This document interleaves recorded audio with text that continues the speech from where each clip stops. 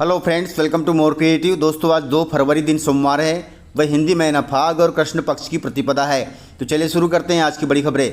यदि आपको खबरें पसंद आए तो वीडियो को लाइक जरूर करिएगा और आप हमें प्रदेश के किस जिले से देख रहे हैं कमेंट बॉक्स में जरूर बताइएगा। दोस्तों, खबरें पूरी पाने के लिए वीडियो अंत तक जरूर देखिए और यदि आप चैनल पर नए हैं तो चैनल को सब्सक्राइब जरूर कर लें। दोस्तों, मध्य प्रदेश में किसानों को मिल रही बड़ी सौगात। फरवरी महीने में मध्य प्रदेश सरकार किसानों को देगी बोनस। मुख्यमंत्री मोहन यादव ने ऐलान किया कि राज्य सरकार किसानों को कोदो कुटकी का बोनस देने जा रही है। इसके लिए बकायदा बोनस वितरण कार्यक्रम भी आयोजित किया जाएगा जो डिंडोरी जिले में होगा। जानकारी के अनुसार फरवरी के शुरुआती दिनों में ही यह कार्यक्रम आयोजित करके किसानों को बोनस दे दिया जाएगा। मुख्यमंत्री मोहन यादव ने कहा कि किसानों का जीवन संवारने और इनकी बेहतरी के लिए राज्य सरकार पूर्ण समर्पित भाव से मिशन मोड में कार्य कर रही है। इसके लिए राज्य सरकार ने साल 2026 को कृषक कल्याण वर्ष के रूप में घोषित किया है। यानी इस वर्ष किसानों के लिए कई कल्याणकारी योजनाएं आएंगी, जो कि बहुत अच्छी बात है। जानकारी के अनुसार आपको बता दें कि सरकार साल 2025 में 2800 टन कोदो कुटकी का बोनस किसानों को देने जा रही है। वहीं मध्य प्रदेश के 16 जिलों में कोदो कुटकी का प्रचुर मात्रा में उत्पादन होता है और सरकार हर फसल का अब बोनस देने जा रही है ताकि किसानों को राहत मिल सके। गाइस, केंद्रीय कृषि मंत्री शिवराज सिंह चौहान ने किया है बड़ा ऐलान।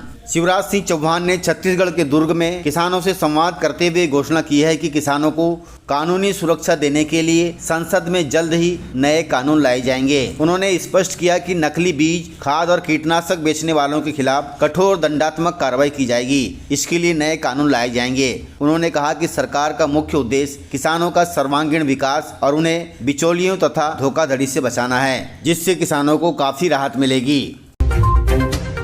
दोस्तों, वित्त मंत्री निर्मला सीतारमण ने बजट पेश कर दिया है। बजट में क्या क्या सस्ता और क्या क्या महंगा हुआ है, इसको लेकर जानकारी आई है। सस्ते में कपड़े सस्ते हुए हैं, लेदर आइटम सस्ते हुए हैं, सिंथेटिक फुटवियर सस्ते हुए हैं, चमड़े के उत्पाद सस्ते हुए हैं, कैंसर की 17 प्रकार की दवाएं सस्ती हुई हैं, लिथियम आयरन सेल सस्ते हुए हैं, मोबाइल सस्ते हुए हैं, बैटरियां सस्ती हुई हैं, विमानों का ईंधन भी सस्ता हुआ है, बीड़ी सस्ती हुई है, बायो सीएनजी सस्ती हुई है। वहीं महंगाई में शराब महंगी हुई है, स्क्रैप महंगा हुआ है और खनिज भी महंगा हुआ है। दोस्तों, इन सस्ते और महंगे सामानों का आम जनता की जेब पर भारी असर पड़ेगा। इसके अलावा बजट में इनकम टैक्स स्लैब में कोई बदलाव नहीं किया गया है, केवल इसे रिवाइज किया गया है। रिवाइज के तौर पर 3 महीने का ज्यादा समय मिला है, अर्थात अब आयकर भरने वाले 31 दिसंबर के बदले 31 मार्च तक रिवाइज रिटर्न फाइल कर सकते हैं।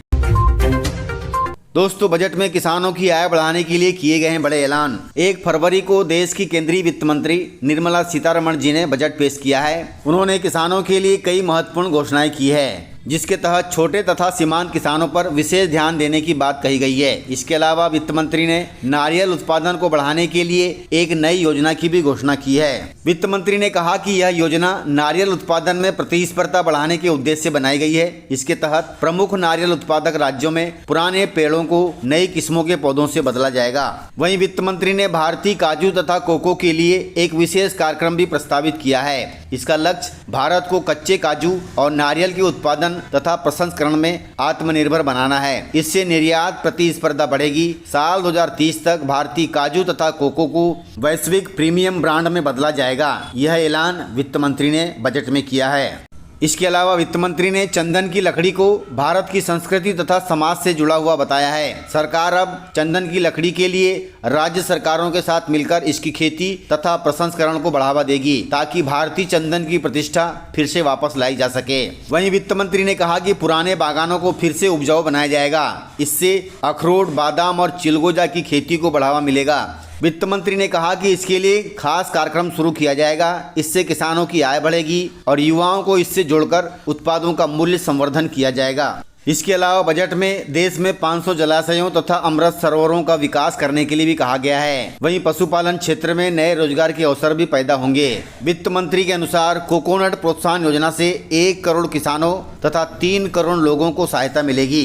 इसके अलावा बजट में ग्रामीण इलाकों में 1 जिला 1 उत्पाद योजना को मजबूत करने के लिए भी कहा गया है। वहीं बजट में खादी तथा हथकरघा को मजबूत करने के लिए महात्मा गांधी ग्राम स्वराज पहल शुरू करने का भी प्रस्ताव है। वहीं नारियल उत्पादित राज्यों में नारियल संवर्धन योजना भी लाई जाएगी।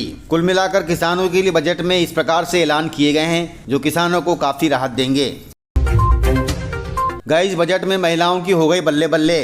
वित्त मंत्री निर्मला सीतारमण ने कहा कि पिछले साल के बजट में महिलाओं के लिए लखपति दीदी योजना शुरू की गई थी। इस बार के बजट में इसे आगे बढ़ाते हुए सी मार्ट योजना की शुरुआत की गई है। इस योजना के तहत महिलाओं को अपने कारोबार को मजबूत करने के लिए बड़ी मदद मिल सकती है। इसके अलावा महिलाएं इस योजना के तहत कम ब्याज पर लोन भी ले सकती हैं और अपने कारोबार को बढ़ा सकती हैं। इसके अलावा बजट में महिलाओं के लिए हर जिले में गर्ल्स हॉस्टल बनाने का भी संकल्प लिया गया है। साथ ही एस्ट्रोफिजिक्स और एस्ट्रोनॉमी जैसे विषयों को बढ़ावा देने के लिए टेलीस्कोप इंफ्रास्ट्रक्चर का निर्माण भी किया जाएगा। कुल मिलाकर महिलाओं के लिए सी मार्ट योजना की शुरुआत की गई है। इस योजना की मदद से महिलाएं करोड़पति बन सकती हैं। गाइस सावधान हो जाइए, आपकी रसोई में जहर बनकर पहुंच रहा है सीमेंट वाला नकली जीरा। दोस्तों, खाने में यदि जीरे का तड़का ना हो तो हर स्वाद बेस्वाद लगता है। कोई भी डिश बनाओ सभी में कॉमन जीरा होता है। साथ ही जीरा सेहत के लिए फायदेमंद भी माना जाता है। लेकिन क्या आप जानते हैं कि आपके खाने का स्वाद बढ़ाने वाला यह जीरा असल में जहर भी हो सकता है? क्योंकि ग्वालियर से एक ऐसा ही मामला सामने आया है। यहाँ सौंफ के बीजों को सीमेंट और घातक केमिकल से रंगकर हूबहू जीरे जैसा रूप दिया जा रहा है। पुलिस ने एक कोल्ड स्टोरेज में छापा मारकर 40 बोरियां मिलावटी जीरा बरामद किया है, जो मध्य प्रदेश के हर बाजारों में जा रहा था। आपको बता दें कि नकली सामान का कारोबार हमेशा मुनाफे का व्यापार होता है। सौंफ का औसतन भाव 7,000 रुपये से लेकर 12,000 रुपये प्रति कुंटल है। वहीं दूसरी ओर जीरा का औसतन भाव 17,000 रुपये से लेकर 32,000 रुपये प्रति कुंटल चलता है। इस प्रकार यहाँ मिलावटखोरों को प्रति क्विंटल में करीबन 20,000 रुपये प्रति कुंटल का मुनाफा हो रहा है। इसलिए ये केमिकल वाला जीरा बनाकर बाजारों में भेज रहे हैं। इसलिए दोस्तों सावधान हो जाएं और देख परख कर ही जीरा खरीदें, अन्यथा यह आपकी सेहत को काफ़ी नुकसान पहुंचा सकता है। गाइस कर्मचारियों के लिए बड़ी खबर है। मध्य प्रदेश के 6 लाख कर्मचारियों को मिलेगा सीधा फायदा।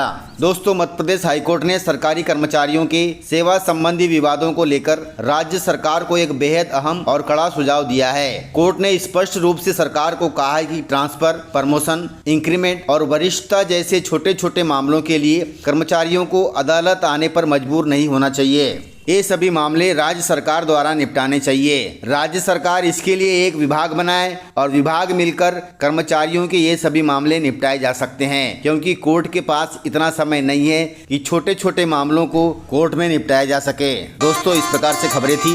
यदि आपको खबरें पसंद आई हो तो वीडियो को लाइक, शेयर एंड सब्सक्राइब जरूर करें। तो मिलते हैं सर अगले वीडियो में, तब तक के लिए जय हिंद, जय भारत, जय MP।